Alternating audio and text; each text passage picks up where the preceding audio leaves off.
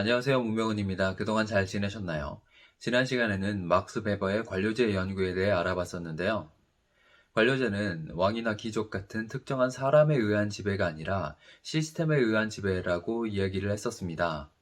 오늘은 막스 베버 마지막 시간으로 막스 베버가 정치를 어떻게 생각했는지에 대해 알아볼까 합니다. 자본주의와 함께 막스 베버에게 중요한 주제가 바로 정치입니다. 앞서 이야기했던 관료제도 정치 연구의 일환이었죠. 막스 베버의 정치 연구 중 가장 많이 알려진 것이 직업으로서의 정치라는 책일 텐데요. 이 책은 1919년에 했던 강의를 엮은 것입니다. 여기에는 정치적 정당성, 정치가의 유형, 관료제와 민주주의 등 다양한 주제가 나오는데 그중 정치가의 자질과 태도에 관한 내용은 정치를 하는 사람뿐 아니라 민주주의 사회를 사는 시민 모두에게 필요한 내용입니다. 이 책에는 근대국가에 대한 가장 유명한 정의가 나오는데요. 베버는 국가를 정당한 물리적 폭력을 성공적으로 관철시킨 유일한 인간 공동체라고 정의합니다. 국가의 본질을 폭력의 독점에서 찾은 거죠. 일반적 상태의 국가는 사적 폭력을 금지하고 법에 따라 정당하게 공적 강제력을 행사합니다. 내전 상태의 국가나 군벌이 지배하는 사회, 무장 집단의 테러가 빈번한 곳은 정상적인 국가라고 보기 어렵습니다. 이런 관점에서 중세 유럽은 베버의 국가 정의에 맞지 않습니다. 국가가 폭력을 독점하지 못했으니까요. 이전 영상에서 본 관료제의 발전은 특정 인물이나 집단, 계층을 폭력 수단에서 분리하고 그 힘을 국가에 집중시킨 과정이었습니다. 때문에 관료제는 근대 국가에서 때려 뗄 수 없는 요소입니다. 폭력을 국가가 독점하지 못하면 국가의 힘은 무너집니다. 국민들이 국가를 신뢰할 수 없을 테니까요. 폭력 집단이 자의적으로 협박하고 상납금을 받는다면 국민들은 자신을 보호하지 못하는 국가의 지배보다 폭력 집단의 지배를 인정하게 될 가능성이 높습니다. 그러면 국가가 사회 질서를 유지할 힘을 잃게 되죠. 마야 카리텔이 강력한 멕시코가 대표적인 예입니다. 국가의 힘은 폭력의 독점에서 옵니다. 대신 국가의 폭력은 사적 폭력과 다릅니다. 최근 국가의 힘을 실감할 일이 많은데요. 마스크 착용 의무화, 대규모 집회 금지, 확진자 이동 제한 등은 국가의 강제력을 보여주는 대표적인 예입니다.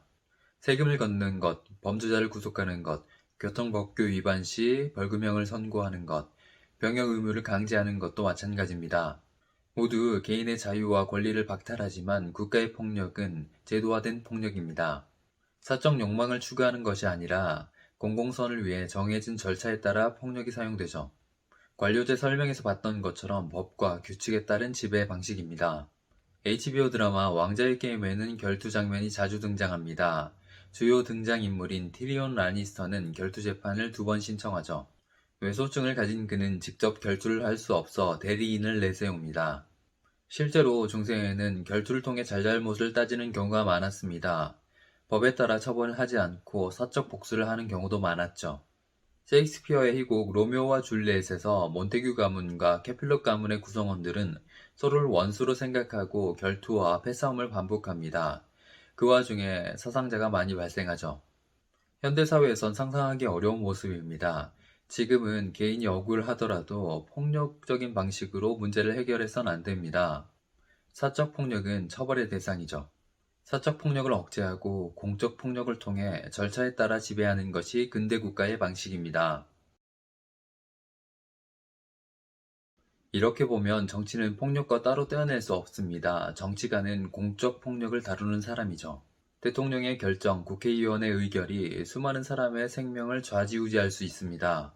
코로나 바이러스 확산에 대응해 정부는 사회적 거리두기 단계를 설정하고 단계별로 여러 방역 조치를 시행했습니다. 마스크 착용을 의무화하고 학교 수업을 비대면으로 전환하고 5인 이상 집합 금지 명령을 내리고 카페와 술집의 운영 시간을 제한했죠. 국가는 강제력을 동원해 코로나 바이러스 확산을 통제하려 합니다. 이런 조치가 없었다면 지금보다 확진자 수와 사망자 수가 훨씬 더 많았을 겁니다. 대신 이런 강제력의 행사에는 부정적 영향도 상당합니다.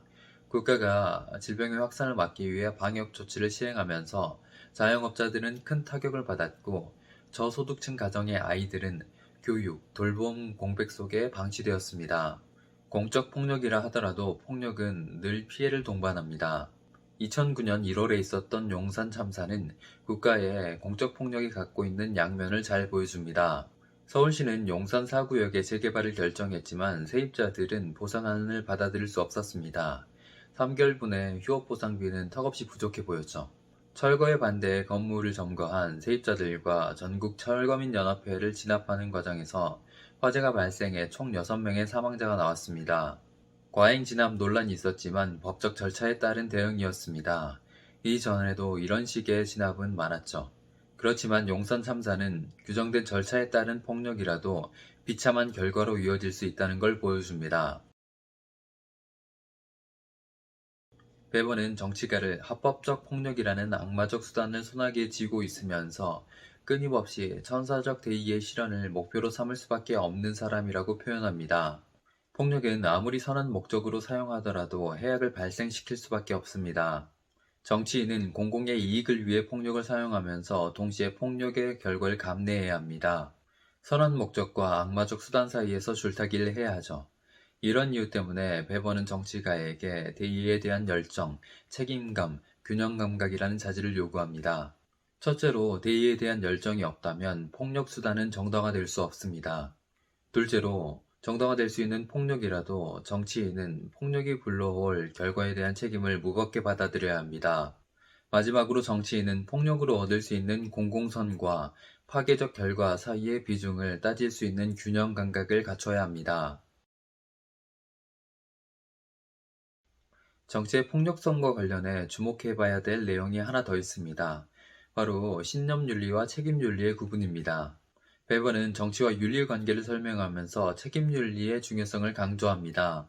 신념윤리를 가진 사람은 순수한 신념에 따라 행동하고 결과에는 신경 쓰지 않습니다. 나쁜 결과가 나왔다면 행위자 개인의 책임이 아니라 나쁜 결과를 만든 세상의 탓이죠.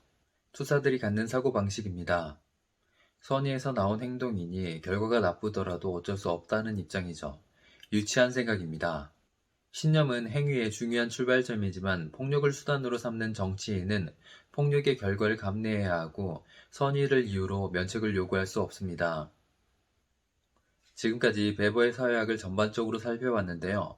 종교와 자본주의 사이의 관계, 관료제의 발전, 국가의 본질과 정치가의 덕목 등 베버는 여러 주제를 연구했습니다.